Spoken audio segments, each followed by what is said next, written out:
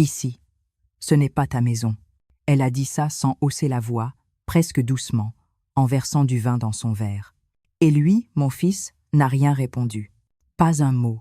Il a simplement continué à découper sa viande, les yeux baissés, comme si la phrase ne lui appartenait pas. C'était un dimanche, le premier que je passais chez eux depuis des semaines. Lucie, ma belle-fille, avait tout organisé. Une grande table, une nappe blanche, des assiettes assorties, des couverts brillants, un décor impeccable, presque trop. Et moi, au milieu de cette perfection, j'étais comme une tache d'encre sur du linge neuf. Tout avait commencé par un malentendu. Je m'étais levée pour aider à servir. Un vieux réflexe, celui de la maîtresse de maison, celui qu'on garde toute une vie. J'avais pris un plat de gratin pour le poser sur la table. Lucie m'a arrêté net. « Non, Madeleine. Laisse. Ici, on fait autrement. » Son ton n'était pas sec, juste, définitif. Je me suis figée, le plat dans les mains. Thomas, mon fils, était en train de déboucher la bouteille.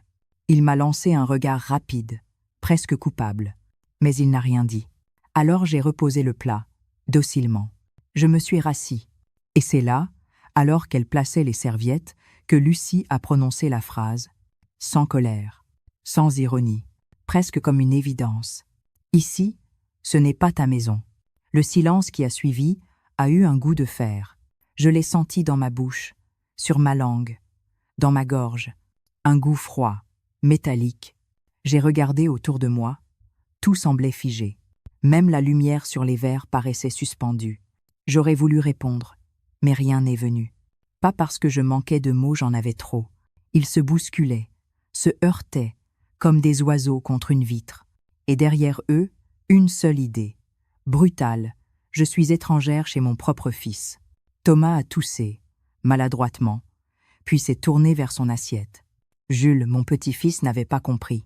Il a demandé, d'une voix innocente, « Mais si, c'est aussi la maison de mamie, non ?» Lucie a souri, un sourire d'institutrice. « Non, mon chéri, mamie a sa maison à elle. Ici, c'est la nôtre. » Et mon fils n'a toujours rien dit. Ce silence-là, je crois que je m'en souviendrai jusqu'à ma mort. Pas parce qu'il faisait mal, mais parce qu'il confirmait tout. Il disait « Je suis d'accord avec elle ». Il disait « Je préfère le calme à toi ». J'ai senti mes mains trembler sous la table. Pour me donner une contenance, j'ai saisi mon verre. Le vin avait un goût amer. Lucie parlait déjà d'autre chose. La nouvelle cuisine, les travaux, l'école de Jules. Tout reprenait son cours, comme si rien ne s'était passé. Et moi, j'étais là, à côté de mon fils, absente dans ma propre histoire. Je me suis surprise à observer chaque détail, les rideaux gris, les chaises modernes, les plantes bien alignées. Et je me suis dit que tout, ici, avait été pensé pour ne laisser aucune place à ce qui est ancien, pas même à moi. Pendant qu'il riait, j'ai regardé le reflet du feu de cheminée sur la vitre. Je me suis vue, toute petite, silhouette floue dans la lumière tremblante. Et j'ai compris que quelque chose venait de se casser pas dans la pièce, mais en moi. Quand le repas s'est terminé, j'ai proposé de faire la vaisselle. Lucie a répondu, avec ce ton aimable qu'on réserve aux enfants. « Non, vraiment, Madeleine, profite. Tu es invitée ici. » Invitée. Le mot m'a traversé comme une gifle polie. J'ai souri, bien sûr. Toujours. On ne perd pas une éducation à 75 ans. Mais à l'intérieur, une phrase s'écrivait déjà, lentement, calmement. Invitée. Pas chez moi. Plus jamais chez moi. Je me suis excusée plus tôt que prévu. Thomas m'a raccompagnée jusqu'à la porte, silencieux. Il m'a embrassée sur la joue. « Tu rentres déjà ?»« Oui. Le soir tombe vite. Je voulais qu'il me dise quelque chose, n'importe quoi. Qu'il désavoue, qu'il s'excuse, qu'il me retienne. Mais il n'a rien ajouté. Juste un léger « fais attention » sur la route. Dehors, il pleuvait.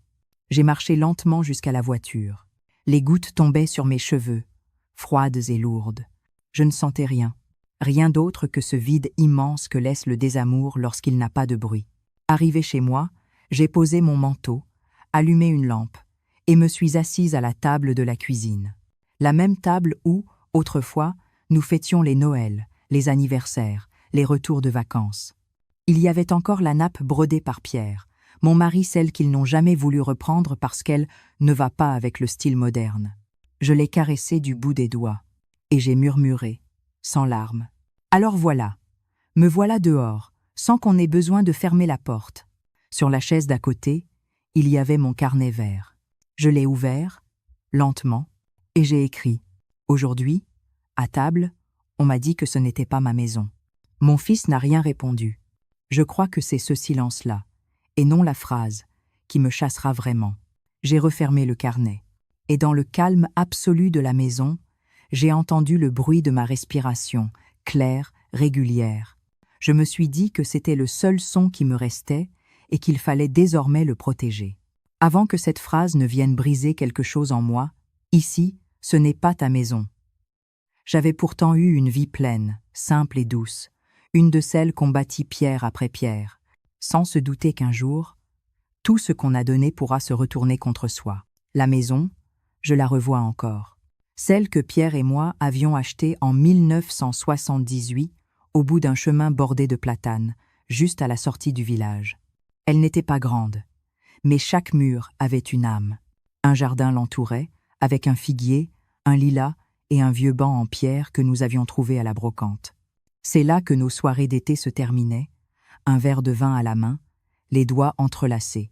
Pierre disait toujours « Tant qu'il y aura du vent dans les feuilles et de la lumière dans tes yeux, je saurai que je suis chez moi. » Cette phrase, je l'ai gardée en moi comme une boussole. Chez soi, ce n'était pas un lieu, c'était un lien, celui qu'on tisse en donnant sans compter, en préparant, en veillant, en espérant. Celui qu'une femme porte comme un manteau invisible, fait d'amour, de soins, d'habitude. Nos Noëls étaient un monde à part. Je préparais tout, la bûche, la dinde, les papillotes accrochées à la cheminée. Thomas, encore petit, attendait le Père Noël sur le tapis, les yeux grands ouverts. Pierre accrochait les guirlandes dehors malgré le froid, juste pour le voir sourire. Le soir du réveillon, on se serrait autour de la table ronde, et Pierre trinquait toujours de la même manière. À ceux qu'on aime, et à ceux qu'on n'oubliera jamais. C'était ça, ma vie. Des gestes répétés, des rires, un ordre qui réchauffait le cœur. Une petite maison où l'amour tenait lieu de fortune. Quand Pierre est parti trop tôt, trop calmement tout a changé de lumière. J'ai continué à faire tourner la maison, seule, comme une gardienne de souvenirs. J'arrosais les fleurs, je rangeais ses outils, je gardais la place vide à table. Les premiers mois, Thomas venait souvent. Il m'apportait des journaux, restait déjeuner. Et chaque fois, en repartant, il disait « Maman, cette maison, c'est ton royaume. Tu ne bouges pas d'ici, d'accord ?» Je le croyais. C'était notre promesse silencieuse. Que cette maison resterait notre repère, notre abri. Puis il a rencontré Lucie. Je m'en souviens comme si c'était hier. Elle portait une robe beige, un rire clair, et cette assurance qu'ont les gens qui savent séduire sans effort. Au début, je l'aimais bien. Elle avait l'air polie, attentive. Elle m'appelait Madeleine dès la deuxième visite, comme si nous étions déjà de la famille. Je me disais, enfin, il sera heureux. Leur mariage fut une fête. La maison débordait de fleurs, de musique, de visages heureux. J'avais préparé la pièce montée moi-même. Lucie m'avait remercié avec un sourire, mais sans chaleur. Je m'étais dit que c'était la fatigue, ou peut être ma présence trop insistante. J'avais tort. C'était déjà le début d'une distance que je refusais de voir. Les années suivantes, je suis devenue celle qui aide. Celle qu'on appelle quand il faut garder Jules, quand il manque une nappe ou un moule à tarte. Je donnais avec joie, sans compter, parce que c'est ce que j'avais toujours fait. Parce que je croyais que l'amour, plus on le donne, plus il se multiplie. Mais l'amour, parfois, s'épuise dans le vide. Je me revois, un soir, seule dans la maison. Les murs semblaient plus grands depuis que Thomas ne venait plus les week-ends. Je préparais un clafoutis son préféré en me disant « Il reviendra dimanche prochain ». Il n'est pas venu. Et le clafoutis a refroidi sur la table, intact, comme un symbole. Je crois que c'est ce jour-là que j'ai commencé à comprendre. Pas à me résigner, non, mais à voir, à sentir le glissement silencieux d'une mer vers l'ombre, la place qu'on lui laisse par habitude, mais qu'on ne regarde plus. Pourtant, malgré tout, j'avais gardé la même tendresse, la même foi naïve dans les promesses. Je me disais, ce n'est qu'un passage. Ils m'aiment, ils sont simplement pris dans leur vie. Et chaque fois que j'allais chez eux, j'apportais quelque chose. Un bouquet du jardin, un pot de confiture, un gâteau. Je voulais rappeler, à travers ces gestes, qu'un lien existait encore, même si plus personne ne prenait la peine de le dire. Mais plus le temps passait, plus cette maison, la mienne, semblait appartenir au passé. On y venait par obligation, rarement par envie. Lucie y entrait en inspectant les meubles du regard, comme si tout respirait la poussière d'un autre siècle.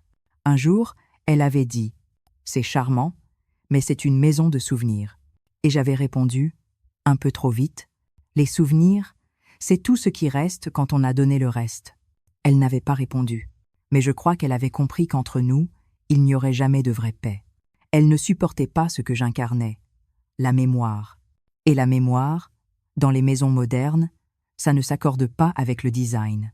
Pourtant, malgré ses sourires glacés, je continuais d'espérer, jusqu'à ce fameux repas, jusqu'à cette phrase. Ce jour où, d'un ton tranquille, elle a effacé d'un mot ce que 40 ans d'amour avaient bâti, et où mon fils, celui que j'avais élevé dans la bienveillance, n'a pas trouvé le courage de dire « Maman, si, ici, tu es chez toi. » Alors oui, parfois, le passé revient me serrer le cœur. Mais aujourd'hui, quand j'y repense, je me dis que cette maison d'autrefois la vraie, celle de Pierre et de mes rires, n'a jamais disparu. Elle s'est simplement déplacée. Elle est là, dans ma mémoire, intacte, solide. Et personne, pas même une phrase glaciale, ne pourra me la reprendre. Les humiliations ne naissent jamais d'un coup. Elles s'infiltrent comme l'humidité, par les fissures de la bienveillance. Elles ont l'air de rien au début, une phrase, un soupir, un regard qu'on détourne, mais elles s'additionnent, patiemment, jusqu'à former un mur invisible entre soi et les autres. Avec Lucie, ce mur a poussé sans bruit. Au commencement, tout semblait naturel. Elle me disait « Madeleine, tu n'as pas besoin de venir trop tôt. Je m'en sors très bien. » Ou encore « Laisse, je veux que Thomas se repose, tu sais comme il travaille. » Ces mots, sous leur politesse, installaient déjà une distance. Ce n'était plus notre fils, c'était son mari. Je n'étais plus une aide, mais un témoin gênant. Un jour, elle a réorganisé la maison pendant mes vacances. Les cadres que j'avais offerts ont disparu du salon. Mon service de porcelaine, celui de mon mariage, qu'elle disait trop fragile, a été relégué dans un carton au grenier. Quand j'ai demandé où étaient passées les photos de Pierre, elle a répondu « Je voulais épurer un peu, tu comprends? Ça fait plus clair. » Plus clair. Oui, bien sûr. Effacer les visages du passé, c'est une manière efficace d'éclaircir une pièce. Thomas, lui, ne voyait rien. Ou plutôt, il refusait de voir. Il trouvait toujours des excuses. « Tu sais, maman, Lucie aime que les choses soient en ordre. » Je souriais. Je disais « Oui, elle a raison. » Mais au fond, je savais que ce ordre-là consistait à ranger les émotions, les souvenirs, et petit à petit, les gens. Je me souviens d'un dimanche d'automne. J'étais arrivée avec un gâteau aux pommes. Lucie m'a accueilli avec un sourire crispé. « Ah, mince, j'en ai déjà fait un. Dommage, ça fait doublon. » Elle a posé le mien sur le plan de travail, sans même l'ouvrir. Pendant tout le repas, il est resté là, intact, comme une erreur décorative. En partant, j'ai vu qu'elle l'avait mis dans un sac pour les voisins. Je n'ai rien dit. J'ai juste écrit. Le soir même, dans mon carnet. Le mépris poli pèse plus lourd qu'une porte qui claque. Peu à peu, les invitations ont changé de ton. On ne m'appelait plus pour partager un dimanche, mais pour ne pas être seul. Viens dîner, ça te fera sortir un peu. Comme si ma présence n'était plus une joie, mais une œuvre de charité. Et puis, il y a eu les conversations à demi-voix, celles qu'on interrompt quand j'entre dans la pièce. Les regards échangés, les sourires compassés. Je n'étais pas naïve. Je savais que j'étais devenue le sujet délicat, celui qu'on aborde quand il n'est plus là. Lucie avait ce don de poser les mots les plus blessants avec une voix si douce qu'on aurait dit des compliments. « Madeleine, tu as encore de la vitalité, à ton âge. » Ou « On t'envie. Tu sais, ta solitude doit avoir quelque chose de reposant. » Je répondais avec des politesses, mais chaque phrase me grignotait un peu. Je rentrais chez moi avec une fatigue qu'aucun sommeil ne réparait. Ce n'était pas le corps, c'était la place. La mienne rétrécissait chaque fois que je fermais leur porte. Un soir, j'ai trouvé Thomas assis dans la cuisine, l'air gêné. « Lucie trouve que tu viens trop souvent, maman. Elle dit que ça te fatigue. » J'ai hoché la tête. Elle a sans doute raison, mais je savais que la fatigue, ce n'était pas la mienne. C'était la leur, celle qu'ils ressentaient face à ma présence, parce qu'elle leur rappelait d'où ils venaient. Je commençais à me taire plus que de raison. Je faisais attention à mes mots, à mes gestes, à ma respiration presque. Je devenais une invitée prudente dans la maison que j'avais vue naître. Chaque visite était un examen silencieux dont je sortais toujours coupable de quelque chose. D'avoir parlé trop, d'avoir touché à un plat, d'avoir simplement existé à une place qu'on ne voulait plus m'accorder. Un jour, Lucie m'a dit, presque gentiment, « Tu devrais vendre ta maison, Madeleine. Toute seule, c'est trop grand pour toi.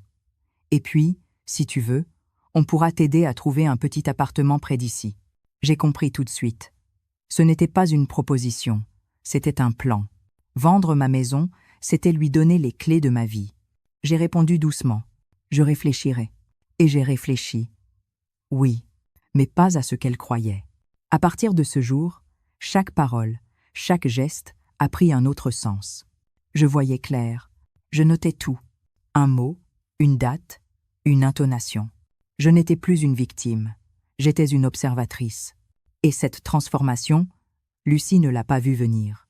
Il y eut aussi ce Noël où elle m'avait relégué au bout de la table, pour que Jules soit au centre. J'avais souri, bien sûr. Mais je savais qu'il ne s'agissait pas d'un détail. C'était toujours la même logique. Déplacé, éloigné, effacé. Pierre, s'il avait été là, aurait levé les yeux au ciel. Lui, il aurait compris. Il aurait dit « Madeleine, fais attention. Certains sourires veulent juste ton silence. Oui, les humiliations ne sont jamais spectaculaires. Elles sont feutrées, presque domestiques. On les sert avec le dessert. On les cache derrière les bonnes manières. Et le pire, c'est qu'elles finissent par paraître normales. Mais moi, au fond, je commençais à ne plus trouver cela normal du tout. Je sentais une révolte minuscule grandir sous ma peau. Pas une colère bruyante. Une force tranquille, glaciale, celle qu'on sent quand on a tout perdu, sauf la lucidité. Je ne savais pas encore comment, ni quand, mais une certitude s'installait. Ce qu'il croyait être mon effacement serait ma préparation. Et le jour où je parlerais, ce ne serait plus avec la voix de la mère qu'ils méprisent, mais avec celle de la femme qu'ils ont sous-estimée. La goutte d'eau est tombée un jeudi, un jour banal, presque tranquille. Il faisait gris, la lumière passait à peine à travers les vitres. Je m'étais levée tôt, comme d'habitude. J'avais prévu d'aller en ville pour déposer des papiers à la mairie. Sur la table, un courrier m'attendait, une enveloppe blanche, adressée à mon nom, écriture soignée. Je l'ai ouverte sans méfiance. À l'intérieur, une lettre d'un notaire. Pas le mien, celui de Thomas et Lucie. Un mot bref, administratif. Madame Garnier, nous accusons réception du projet de donation-partage établi par vos héritiers présomptifs concernant le bien 6 au 12, chemin des Lilas. Nous vous prions de nous faire connaître votre accord préalable avant l'établissement définitif des actes. Je l'ai relu 3 fois. Le 12, chemin des Lilas. Ma maison, ma maison. Et cette phrase, vos héritiers présomptifs, m'a glacé. Parce que ces mots-là signifiaient une seule chose. Ils avaient commencé à parler de mon après-moi, pendant que j'étais encore vivante. J'ai d'abord cru à une erreur. J'ai appelé Thomas. Il a mis du temps à décrocher. Ah, oui, maman, ce courrier. Lucie a voulu anticiper certaines démarches, tu sais, pour éviter des complications plus tard. Anticiper? Oui. Enfin, juste un projet. Rien n'est signé. Mais vous avez contacté un notaire sans m'en parler? Un silence. Long, lourd. Puis cette phrase, lâchée comme un couperet, c'est Lucie qui s'en est occupée. Elle voulait bien faire. Bien faire. Toujours, cette justification-là, si commode. J'ai senti un froid remonter jusqu'à ma nuque. « Et toi ?» ai-je demandé. Moi, j'ai laissé faire. Je me suis dit que c'était logique. Voilà tout. Logique. Il trouvait donc logique de déposséder une femme vivante de son toit, de sa mémoire, de son nom, de régler l'héritage avant la mort, comme on règle une facture en avance pour s'en débarrasser. J'ai raccroché sans mots. Je n'en avais plus. Je suis resté un long moment debout dans la cuisine, la lettre à la main. Autour de moi, chaque objet semblait me regarder. La cafetière, les rideaux, le vieux buffet en chêne que Pierre avait ciré des centaines de fois. J'ai murmuré. Ils veulent me vendre. Et cette phrase, prononcée à voix basse, a résonné comme un glas. Les heures suivantes se sont déroulées dans une brume. Je marchais de pièce en pièce, en effleurant les murs. Je me souvenais du jour où nous avions signé l'acte d'achat, Pierre et moi, main dans la main, du carrelage qu'il avait posé lui-même, des soirs où Thomas faisait ses devoirs à cette même table, pendant que je tricotais. Tout cela tenait en une seule phrase. Projet de donation-partage. Le soir, j'ai reçu un message de Lucie. « Ne t'inquiète pas, Madeleine. C'est juste administratif. Tu ne verras aucune différence. » Je me suis assise. J'ai lu et relu cette phrase. Et j'ai senti une colère monter, une colère claire, sans cri ni larmes. Pas celle qui détruit celle qui éclaire. Parce que c'était justement ça, ne plus voir la différence. Ne plus rien distinguer entre ce qu'on possède et ce qu'on tolère. Entre ce qu'on donne et ce qu'on nous prend. Lucie voulait que je disparaisse en douceur, que mon effacement soit confortable. Mais ce soir-là, en relisant la lettre du notaire, j'ai compris que je ne laisserais plus rien être simple. J'ai rangé la lettre dans mon carnet vert, entre 2 pages. J'ai ajouté une note, à l'encre bleue. Ils ont commencé les démarches sans moi. Qu'ils sachent que, désormais, rien ne se fera sans moi non plus. Le lendemain, j'ai repris la route du 12, chemin des Lilas, mais avec un regard différent. Chaque pierre, chaque branche du figuier, chaque marche de l'escalier prenait une valeur nouvelle, celle d'une preuve.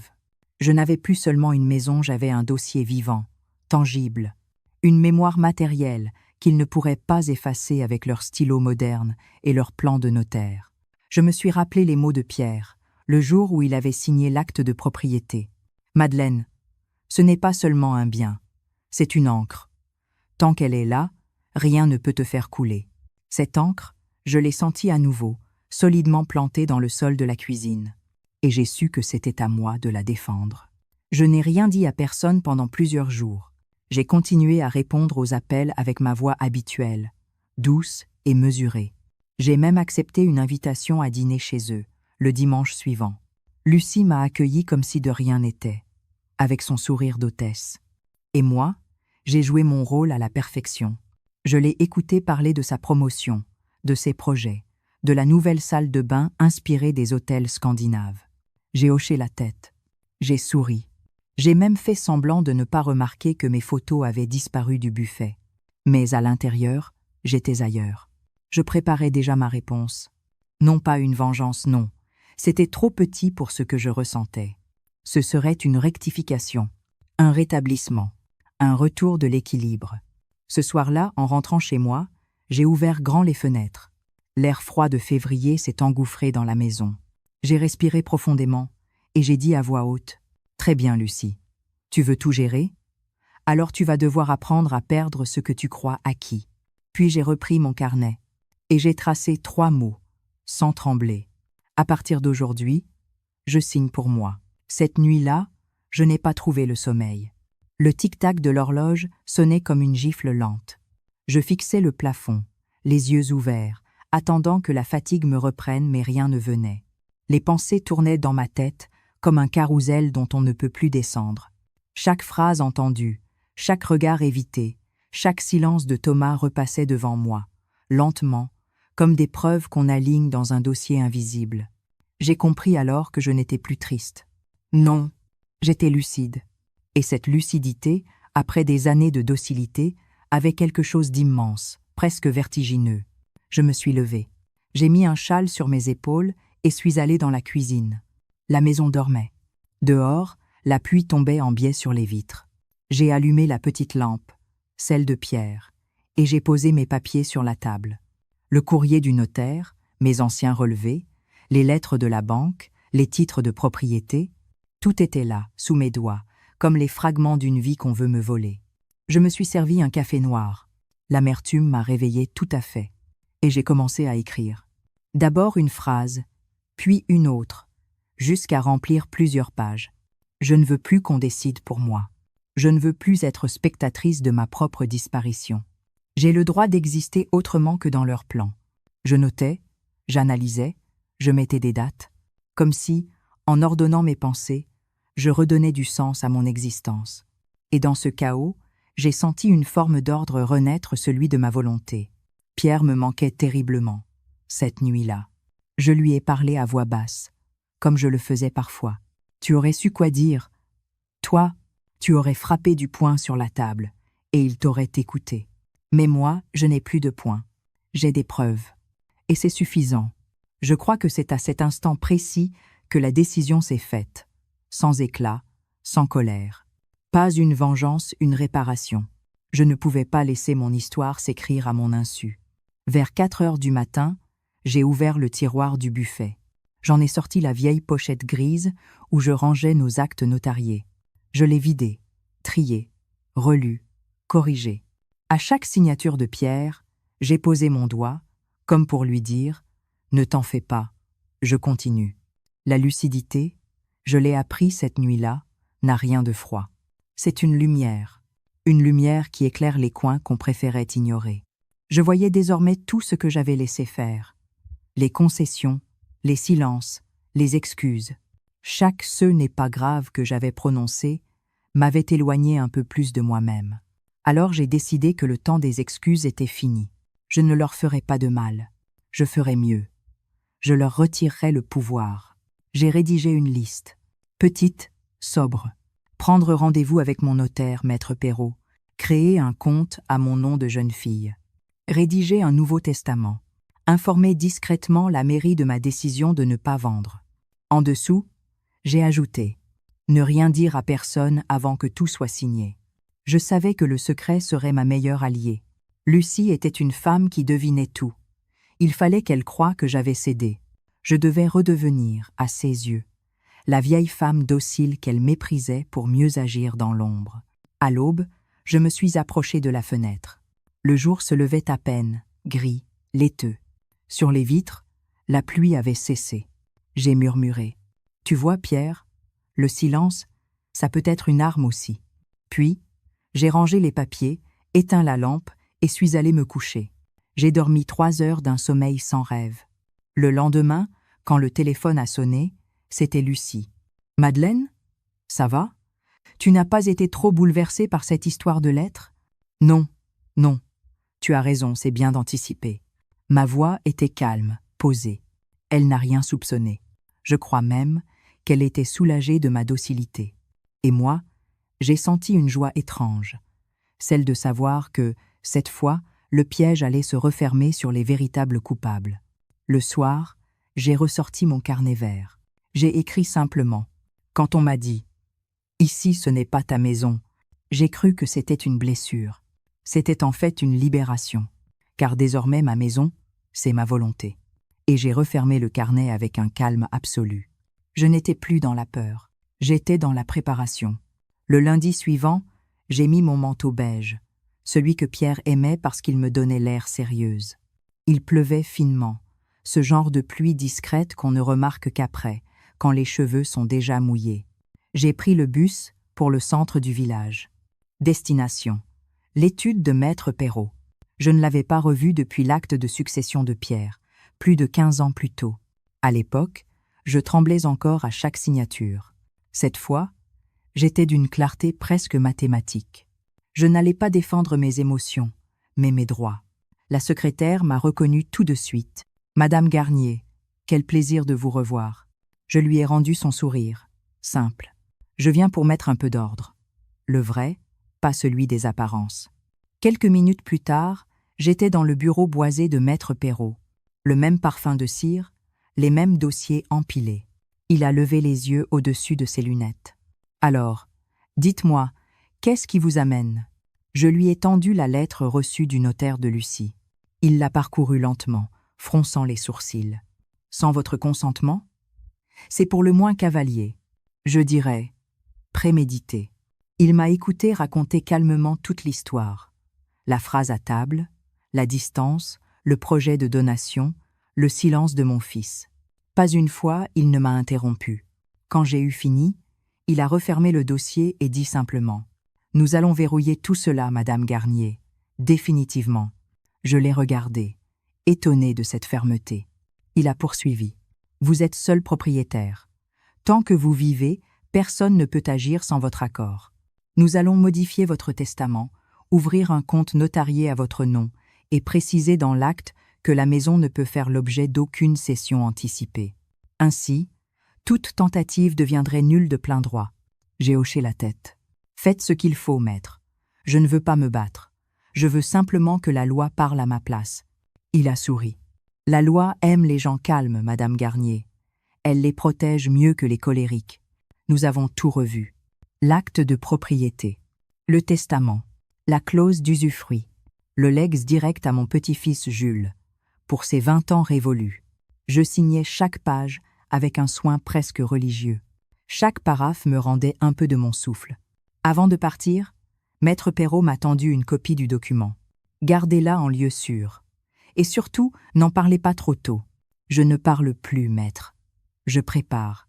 Sur le chemin du retour, je me suis arrêté au café du marché. J'ai commandé un thé brûlant et un croissant. Le serveur m'a demandé « Vous attendez quelqu'un ?»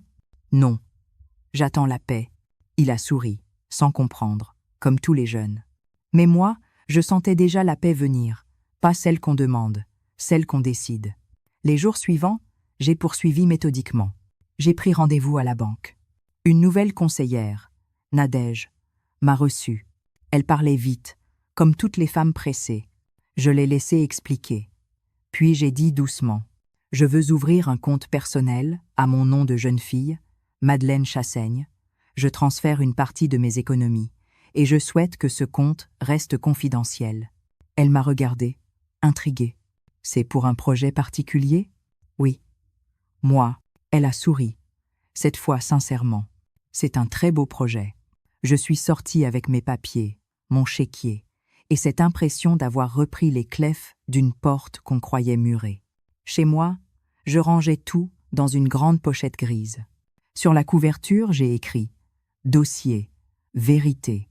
Dedans, j'ai glissé le testament modifié, le relevé du nouveau compte, la copie des titres et la lettre du notaire de Lucie, preuve de leur trahison. Ce soir-là, j'ai relu une dernière fois la première phrase du courrier. « Nous accusons réception du projet de donation-partage. » Puis j'ai murmuré. « Pas si vite, mes enfants. La maison a encore une voix, et c'est la mienne. » Je savais que Lucie ne tarderait pas à reprendre contact. Elle détestait le flou. Elle vivait dans le contrôle. Alors j'ai préparé aussi ma façade, celle de la vieille femme docile. Quand elle appellerait, je serais douce, conciliante, presque naïve. Je lui laisserais croire qu'elle avait gagné. Et, en effet, quelques jours plus tard, son numéro s'est affiché. « Madeleine, on a eu un peu peur que tu sois fâchée. Tu sais, tout ça, c'était juste une formalité. Mais non, Lucie, voyons. J'ai bien compris. Vous avez raison de penser à l'avenir. J'ai confiance en vous. Vraiment ? Vraiment. » Elle a soupiré, soulagée. Elle n'avait aucune idée que, pendant qu'elle parlait, mes papiers étaient déjà signés, mes décisions irrévocables, mon dossier complet. Ce soir-là, j'ai noté dans mon carnet vert. Le sourire peut être un bouclier, le silence, une stratégie. Ils m'ont cru faible parce que j'étais lente. Mais les tempêtes ne préviennent jamais avant de souffler. J'ai refermé le carnet, éteint la lampe, et pour la première fois depuis des semaines, j'ai dormi d'un sommeil profond. Pas celui du renoncement, celui de la préparation. Le piège s'est refermé un matin de mars, presque sans bruit, comme toutes les choses bien préparées. J'étais dans mon jardin, en train de tailler le lilas, quand la voiture de Thomas s'est arrêtée devant la maison. Je l'ai reconnu à la manière dont il coupait le moteur, trop vite, comme quelqu'un qui ne veut pas affronter la suite. Lucie était avec lui. J'ai essuyé mes mains sur mon tablier, et je les ai rejoints devant le portail. « Madeleine, on peut entrer ?» a-t-il demandé. « Bien sûr. C'est encore chez moi, non ?» ai-je répondu, sans ironie. Ils ont échangé un regard. J'ai compris, à la tension dans leurs gestes, qu'ils savaient déjà. Lucie a commencé à parler, cette fois sans sa douceur habituelle. Nous avons reçu une copie du Nouveau Testament. Tu aurais pu nous en parler, Madeleine. Je l'ai regardé, calmement. Vous auriez pu, vous, me parler avant de lancer un projet de donation-partage sur ma maison. Elle a blêmi. Ce n'était qu'une démarche administrative. Et la mienne aussi. Thomas, mal à l'aise, s'est approché. Maman, pourquoi tu nous fais ça? On voulait juste anticiper ma mort? Il a baissé les yeux. Je me suis tournée vers lui, doucement, presque avec tendresse. Je ne t'en veux pas, Thomas. Mais il faut que tu comprennes quelque chose. On ne partage pas une maison avant qu'elle ait fini d'abriter son dernier souffle. Lucie a croisé les bras. Et Jules? Tu crois que ça ne va pas le perturber de voir que tout est bloqué maintenant? J'ai pensé à lui, justement. C'est pour lui que j'ai tout fait. Pour qu'il ait une trace, une maison à lui, un lieu qui n'aura pas été souillé par la précipitation des adultes. Elle a voulu répondre, mais Thomas l'a arrêté d'un geste. Il savait qu'il ne servirait à rien de me contredire. Je n'avais pas élevé la voix. Je n'en avais pas besoin. Tout était écrit, signé, scellé. La loi était désormais de mon côté, et, paradoxalement, de celui de la justice. Lucie a essayé un dernier assaut, d'un ton faussement blessé. « Tu veux nous punir? C'est ça? Tu veux nous humilier ?» J'ai pris une grande inspiration. « Non, Lucie. Je veux simplement qu'on me laisse à la place qui est la mienne, celle d'une femme qui a tout bâti et qui refuse d'être déplacée avant l'heure. » Elle a eu un petit rire nerveux. « Tu exagères. On voulait juste t'aider.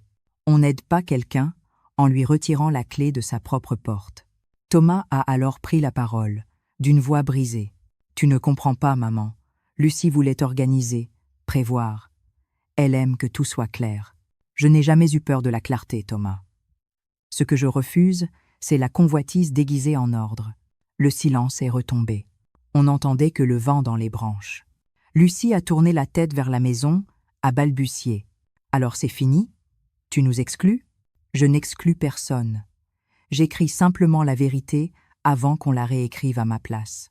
Elle a voulu dire quelque chose, mais rien n'est sorti. Ses lèvres tremblaient, son regard cherchait celui de Thomas, il ne l'a pas soutenu.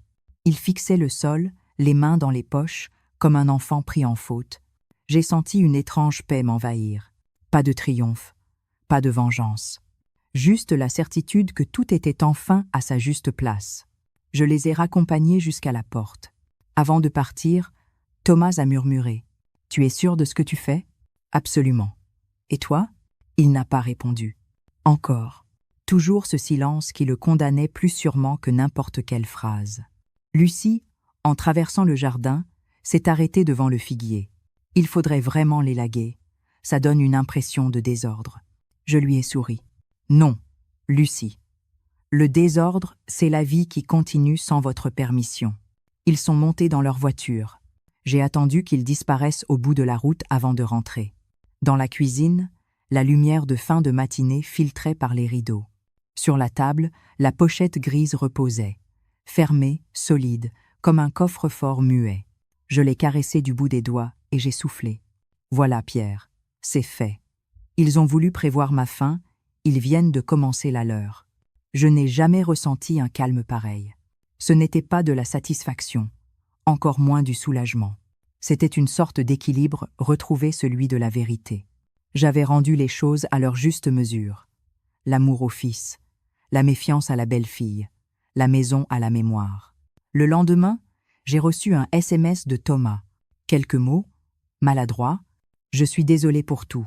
On ne recommencera plus. » Je n'ai pas répondu. Pas par rancune, parce qu'il n'y avait rien à ajouter. Quand la justice se fait dans le silence, les mots deviennent inutiles. Je me suis contentée d'écrire dans mon carnet vert. Ils ont découvert que la docilité n'était qu'un masque. Sous ce masque, il y avait une femme. Et la femme avait signé. Les semaines qui ont suivi ont eu le goût du silence, un silence étrange, épais, coupé d'échos que je n'attendais plus. Je n'ai pas eu besoin d'appeler qui que ce soit. Les nouvelles sont venues à moi, comme les vagues reviennent toujours au rivage. Lucie et Thomas s'étaient disputés. Pas une querelle passagère, une vraie faille. Je le savais avant même qu'on me le dise. Il y avait dans la voix de Thomas, lorsqu'il m'a appelé, une cassure qu'aucun mot ne pouvait cacher. Je crois qu'on a fait une erreur, maman. Sa voix tremblait. Une erreur de jugement ou de loyauté, ai-je demandé. Un long silence. Puis, les deux, sans doute. J'ai laissé flotter ces mots dans l'air. Je n'ai pas cherché à le consoler. Je savais qu'il fallait qu'il sente ce vide, ce froid. C'était sa manière à lui d'apprendre ce que moi, j'avais enduré tant d'années. Le silence de celui qu'on aime. Lucie, elle, ne m'a plus jamais appelé. Mais j'ai su qu'elle parlait de moi, partout. La voisine de droite, Denise, m'a confié un jour. Elle dit que vous avez tout manipulé, que vous l'avez prise en traître. J'ai souri. Être qu'elle découvre ce que c'est qu'une vérité polie. Les autres ont commencé à comprendre. Ceux qui jusque-là me regardaient comme une vieille femme douce et sans histoire ont changé de ton. Au marché, les commerçants m'appelaient Madame Garnier, avec un respect nouveau. Les regards n'étaient plus condescendants.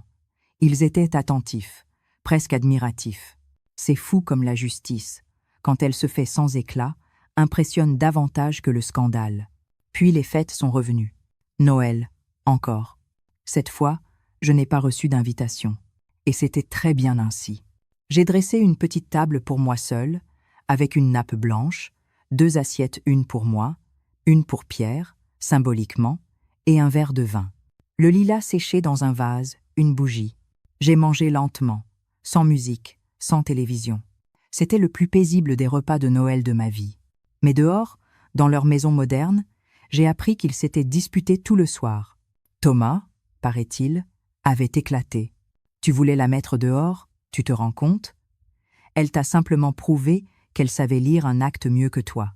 Lucie avait crié, pleuré, puis s'était enfermée dans la chambre. J'imagine la scène, les guirlandes qui clignotent, les verres à moitié vides, le silence des enfants qui écoutent sans comprendre.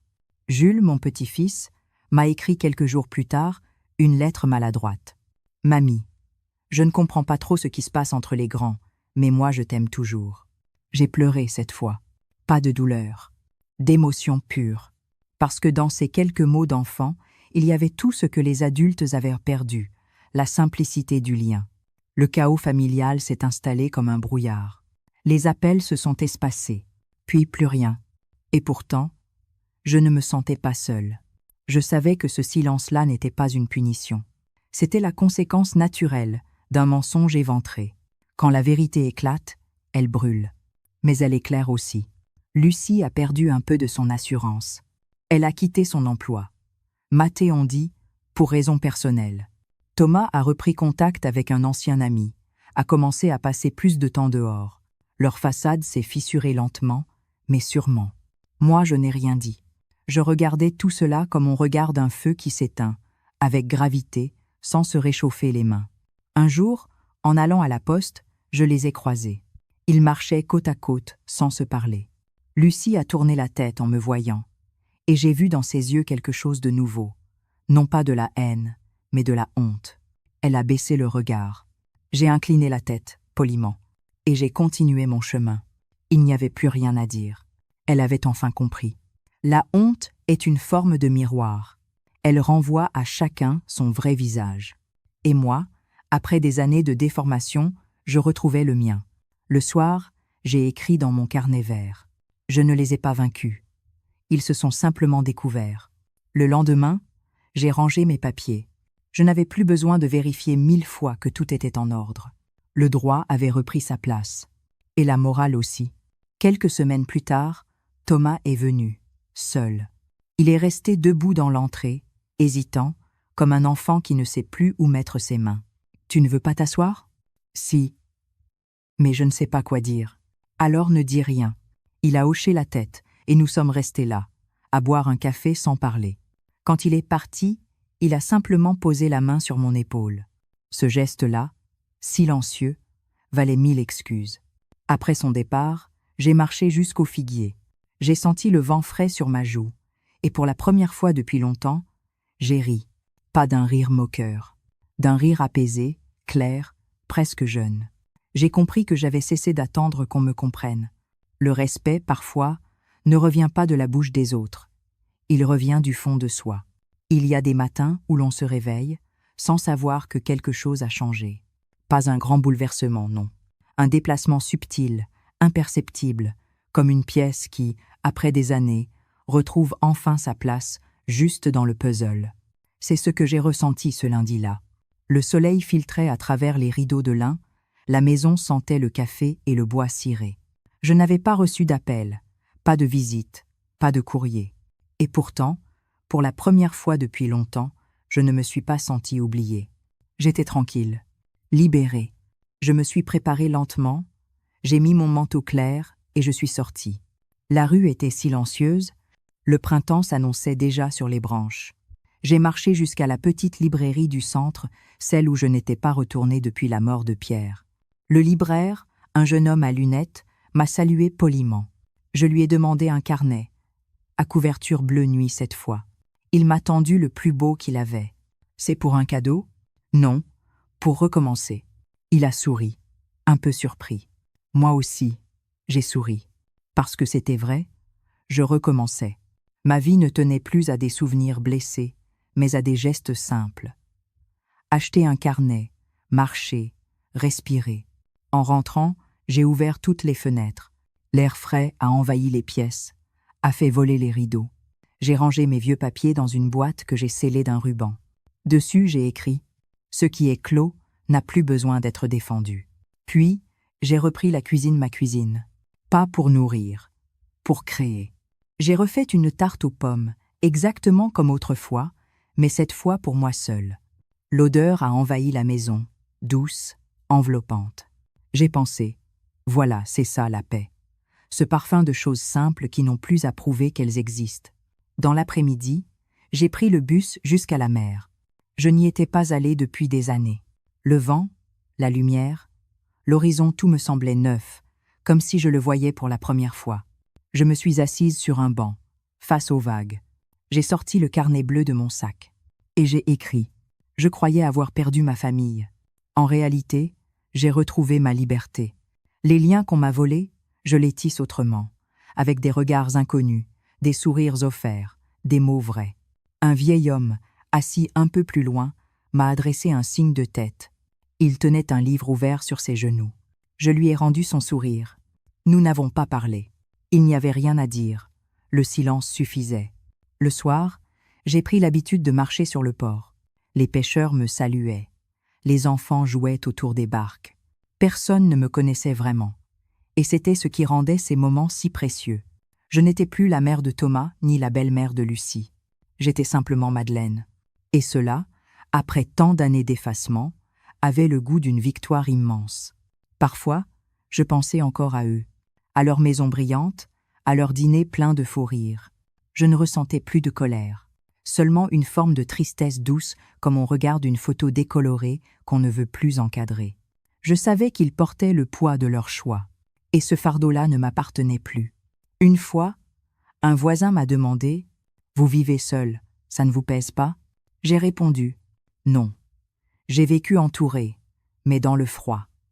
Maintenant, je vis seul, mais au chaud. » Il a hoché la tête, sans comprendre tout à fait, mais j'ai vu dans ses yeux une lueur d'admiration. Le dimanche, je préparais un repas pour moi, une soupe, un petit vin, une bougie. Je mettais la table pour deux, par habitude. Et je parlais à Pierre. Pas de tristesse, non, de gratitude. Il m'avait appris la patience. Et la patience, finalement, m'avait sauvée. Chaque jour, j'écrivais un peu dans mon carnet bleu. Des souvenirs, des pensées, des recettes, des phrases courtes, parfois drôles, parfois graves. Je m'étais juré de ne plus laisser personne écrire ma vie à ma place. C'était ma revanche, la plus paisible qui soit. Un matin, j'ai reçu une lettre. De Jules. Courte, simple. Mamie, j'aimerais venir te voir cet été. Papa dit que tu habites près de la mer. Tu me montreras comment faire ta tarte aux pommes. J'ai relu la lettre plusieurs fois. Et j'ai pleuré. Cette fois vraiment. Pas de rage, pas de rancune, de joie pure.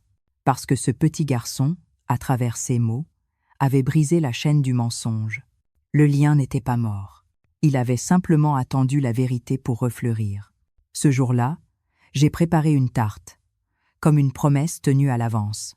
Et en la sortant du four, j'ai murmuré. Voilà mon petit. Tout recommence. Le soir, j'ai marché sur la plage.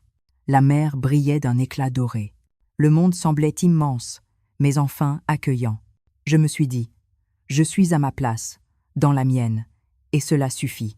Il y a des soirs où le monde devient si calme qu'on entend sa propre mémoire respirer. Assise sur le banc, face à la mer, j'écoute les vagues se briser contre les rochers. Elles vont, elles reviennent toujours. Comme la vie, finalement. Ce mouvement-là, régulier, patient, m'apaise plus que n'importe quelle parole. Je repense à tout ce qui s'est passé. À cette phrase, un soir de décembre. Ici, ce n'est pas ta maison. À la douleur qu'elle m'a causée, au silence de mon fils, au froid dans mon dos. Je la revois. Cette scène, non plus comme une blessure, mais comme un commencement. Car c'est à cet instant précis que je suis redevenu propriétaire non pas de la maison, mais de moi-même. Il m'a fallu du temps pour comprendre qu'on ne perd pas une famille en un jour. On la perd par petites coupes, comme on taille une branche jusqu'à ce qu'il n'en reste qu'un tronc sec. Mais il m'a fallu encore plus de temps pour comprendre qu'on peut la retrouver autrement. Dans les gestes simples, dans une lettre d'un enfant, dans un regard d'inconnu, dans la dignité retrouvée. J'ai cessé d'attendre qu'on me demande pardon. Le pardon, je l'ai accordé sans le dire. Non pas pour les absoudre, mais pour me libérer. Car la rancune, à la longue, devient une chaîne aussi lourde que la dépendance. Et moi, je voulais marcher léger. Je me surprends parfois à sourire en pensant à Lucie. Je me demande si, dans son miroir, elle se voit autrement maintenant. Peut-être qu'un jour, elle comprendra que la domination qu'elle croyait exercer n'était qu'une peur, celle d'être éclipsée par une femme qui, sans bruit, savait encore exister. Je ne lui en veux plus. La vie se charge toujours de remettre les balances à niveau, d'une manière ou d'une autre. Thomas, lui, a recommencé à m'écrire. Des messages courts, maladroits, mais sincères. Il me parle du jardin, de Jules, de ses regrets, sans jamais employer le mot. Je sens que la honte s'efface lentement pour laisser place à l'amour vrai, celui qui ne cherche plus à briller, mais à réparer. Je ne l'attends pas. Mais s'il vient, un jour, me rendre visite, la porte sera ouverte. Pas pour qu'il s'y réfugie, pour qu'il comprenne d'où il vient. Je regarde autour de moi. La lumière baisse sur la mer. Les goélands tracent des cercles au-dessus de l'eau. Je pense à Pierre. Il m'aurait dit « Tu vois, Madeleine, la vie ne se perd jamais vraiment. Elle se déplace. » Et il aurait eu raison. Tout ce que j'ai aimé existe encore. Ailleurs. Autrement. Dans le parfum d'une tarte aux pommes, dans la page d'un carnet, dans la lettre d'un petit garçon qui demande « Tu me montreras comment faire ?» Je ferme les yeux. Je sens le vent sur mon visage, le goût salé de l'air, le poids léger de mes années. J'ai longtemps cru que vieillir, c'était rétrécir. Aujourd'hui, je sais que c'est l'inverse. Vieillir, c'est s'élargir au monde, c'est comprendre enfin ce qu'on peut laisser derrière soi sans se sentir amputé. Je n'ai plus peur, ni du temps, ni du vide, ni du silence. Parce que le silence, désormais, n'est plus une punition. C'est un territoire. Mon territoire. Celui où je peux penser, aimer, me souvenir sans être interrompu, sans être déplacé. J'ai appris que la force ne réside pas dans la parole, mais dans la maîtrise. Dans la capacité de choisir le moment où l'on parle et celui où l'on se tait. Le monde appartient à ceux qui savent attendre que le bruit s'épuise. Je regarde la mer s'assombrir peu à peu, comme un rideau qui se ferme sur une scène apaisée. Je me dis que ma vie n'aura pas été parfaite, mais qu'elle aura été juste. Et c'est déjà beaucoup. Si un jour quelqu'un me demande ce que j'ai retenu de tout cela, je répondrai simplement qu'il ne faut jamais se laisser effacer dans la maison qu'on a construite, qu'il faut savoir garder la clé de sa dignité, même si on la glisse dans une poche invisible, et qu'aucune voix ne vaut plus que le calme de celle qu'on retrouve en soi. Je me lève. Je referme mon carnet bleu. Je regarde une dernière fois la mer.